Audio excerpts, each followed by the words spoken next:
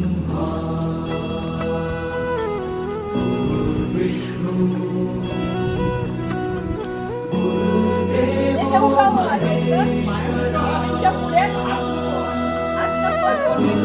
साक्षात्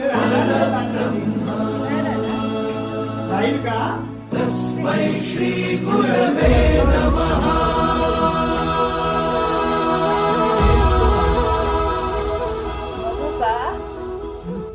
दोन मिनिटासाठी ठेवते. बसावं लागेल इथे. स्वामी नाही काय नाही 2 मिनिट.